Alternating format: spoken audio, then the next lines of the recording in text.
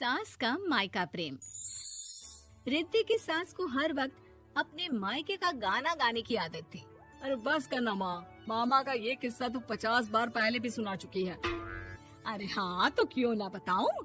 तेरे चाचा तो उस वक्त हाथ झाड़ कर खड़े हो गए थे। तब मामा ही था तेरा जो आगे आया और मदद की। देखो अब ठीक है ना, जो हो गया सो हो गया। क्यों एक बात को हमेशा गाती रहती हो। अब तो बहू घर आ गई है, उसे तो सबको मान कर चलना है ना, कि सिर्फ सास का मायका ही समझेगी वो। तभी वहाँ रिद्धि आ जाती है।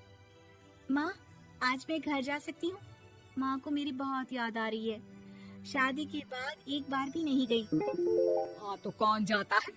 अरे मेरी शादी के बाद जब मैं विदाई होकर आई, इतना बड़ा ससुराल मेरा, खाने वाले 10 लोग और बनाने वाली मैं सिर्फ एक।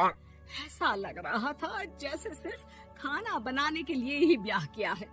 वो तो मेरा भाई था, गांव से एक काम करने वाली चाची को भेज दिया जो मेरा हाथ पटाती थी, और उसको पैसा, खाना, कपड़ा, रहने के लिए कमरा, वो सब किसने दिया था?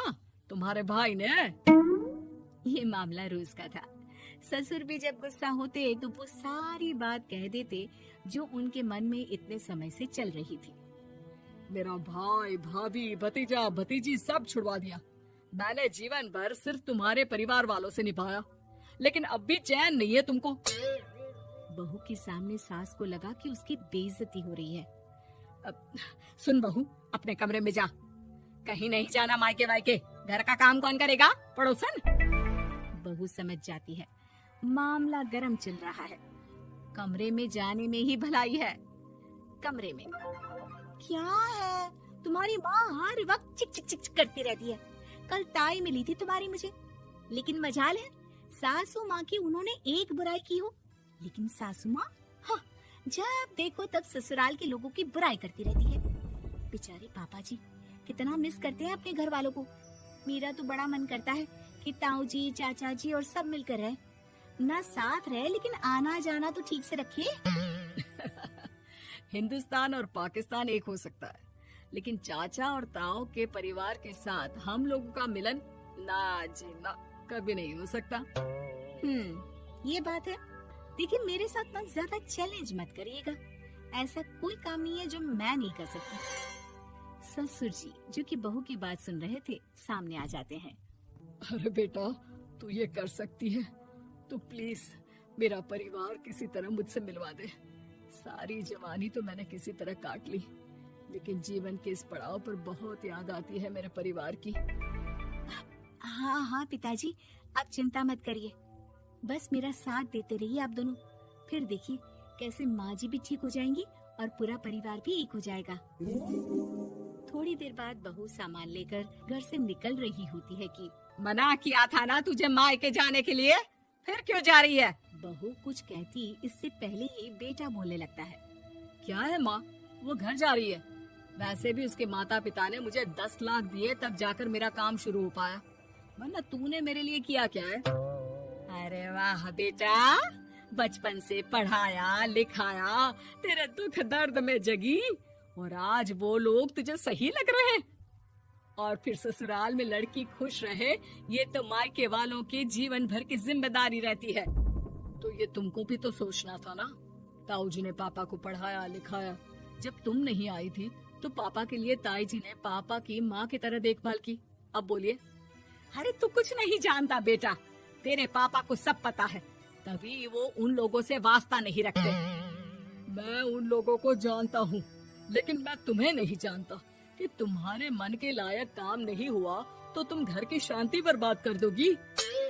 सास जोर जोर से चिल्लाने लगती है। तभी वहाँ सास का भाई आ जाता है। अरे क्यों आप लोग मेरी बहन को परेशान करते रहते हैं? पहले ये जीजा कम थे, जब बहू भी आ गई। बहन, मैंने तो 30 साल पहले ही बोला था, अपना हिस्सा ले और छोड़ इन लोगों को, चल अपने साथ। बहू समझ जाती है कि मामा ससुर की नजर किस पर है। देखा, तुम लोग मुझे अकेला मत समझना, मेरा भाई खड़ा है आज भी मेरे लिए। बहू मायके जाती है और आते वक्त साथ में नौकरानी ले आती है। अरे बहू, कुछ खाने को दे दे। अरे आंटी, क्यों भाभी को परेशान करती रहती हो? उनके भाई ने मुझे जिम्मेदारी दी है। किसी भी चीज की परेशानी नहीं होनी चाहिए भाभी को। जो चाहिए मुझे बोलने का। आय हाय, बहू के मायके वालों का इतना दखल। ये मेरा घर है, कोई कल का आए इसे पूरा कैप्चर कर ले, ये बर्दाश्त नहीं होगा मुझसे। क्या हो गया सासू माँ? क्यों सुबह सुबह चिल्ला रही हैं? चमेली, ओ चमेली, क्या कहा था मेरे भाई ने तुझे? अरे दीदी बहुत तेज है आपकी सासू माँ। मैंने तो बोला कुछ चाहिए तो मांग लो मुझसे। अरे निकल यहाँ से, घर को रेलवे स्टेशन बना रखा है, जो देखो वो घुमा जा रहा है यहाँ से वहाँ। ये कहीं नहीं जाएगी। ये जाएगी तो घर का काम कौन करेगा? मैं। हाँ, और क्या करती हैं बहुएं? घर का काम ही तो करती हैं, इसमें नया क्या है? तभी वहाँ ससुर जी आ जाते हैं। हाँ, तो यही बात तो तुम्हें भी समझनी चाहिए थी ना। आज बहू के मायके से नौकर आ गया तो तुम्हें बुरा लग रहा है? अरे तो उस वक्त गर्मा गर्म खाना तो सबने खाया ना। ऐसा तो नहीं है कि मेरे मायके का नौकर था तो सिर्फ मेरे लिए बनाता था। अरे निकालो इसे, फिलहाल बाद में बात करती हूँ। सास का गुस्सा जोर से नौकरानी पर फूटता है। तभी वहाँ बेटा सामान के साथ आकर खड़ा हो जाता है। चलो रिद्धि, तुम ठीक बोलती हो। मेरी माँ को तो हम लोगों की कोई फिक्र है ही नहीं, ये तो सारा दिन सिर्फ अपने बारे में सोचती है। और देखिए, मैं अब से कह रही हूँ कि अब से इस घर की तरफ आपको देखना भी नहीं है।